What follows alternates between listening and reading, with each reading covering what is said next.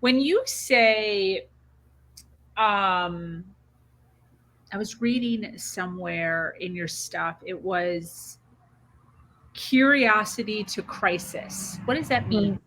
Yeah. So I think you're probably looking at my website. So my tagline is "Come home to yourself," and I always say that I can work with anyone, whether they're simply curious about living from the soul or in crisis. And the other reason sort of I pull those two words in is this: I believe that without curiosity, we're dead in the water. As a human being, like if you're not curious, that's a big problem. It just is. And so I really value and honor and want to celebrate curiosity. And I have so many people come to me and say, I'm not in crisis, I'm just really curious, or I have a nagging. And the thing that happens when we're curious is we often don't tell people about our curiosities because we're afraid we're not experts yet, or we haven't figured it out, or we look stupid, or we feel ashamed.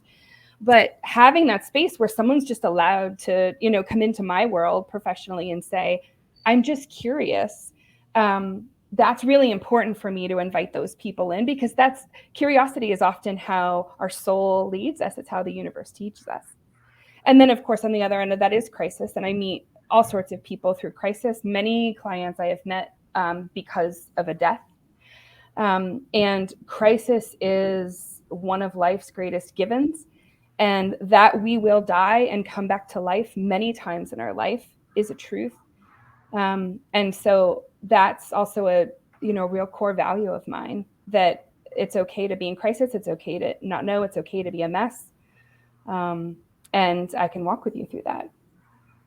I love this concept of curiosity, and it's one of the pillars in my world as far as being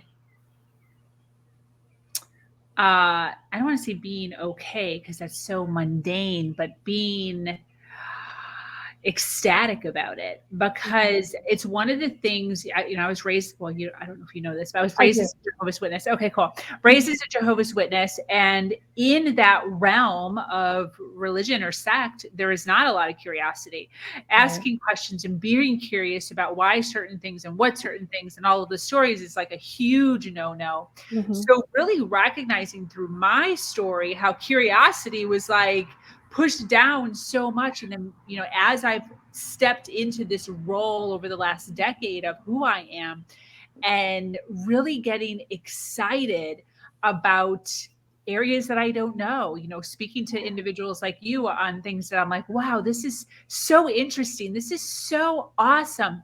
And then really recognizing that we as humans, we're allowed to open our world to new ideas.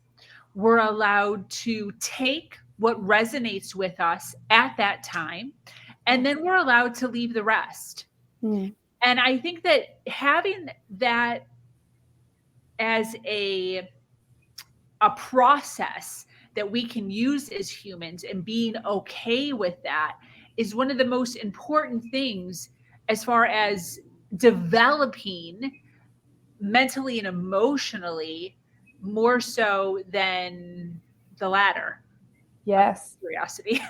Yes. Well, and I would even say, and you shared with me your experience in the Jehovah's Witness faith, and I've worked with a lot of people, women especially, who have left really intense religious structures or systems.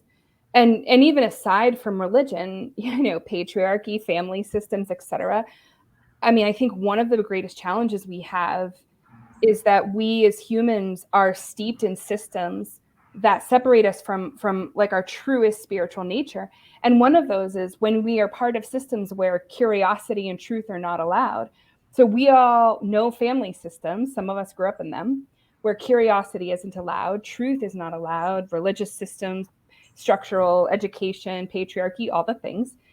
And I just deeply believe that when you separate someone from their own truth or their inner drive to find their truth, so when you take away someone's permission to be curious, you are separating them from their spirit. And it effectively disempowers and keeps people down. Yep. And it's a big part of like what I do in my work. It's why I'm so honest about who I am. I'm not bigger and better. Like, I don't want your power. On any given day, I'm a hot mess and need a coach on the line. But we have to embrace our curiosity. We have to know that our search for truth is valid and right. And if there's a system or a voice in your world that's telling you it's not, I invite you to question it.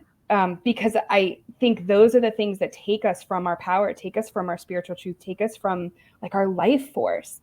And that's damaging stuff. It's way less hurtful to be in a process of confusion and unknown and following truth and curiosity and feeling upended.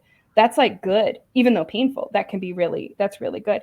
It's far more painful to be in a space where you have to disavow the unseen, deeply spiritual part of yourself in order to, have human safety and inclusion. Yeah, definitely.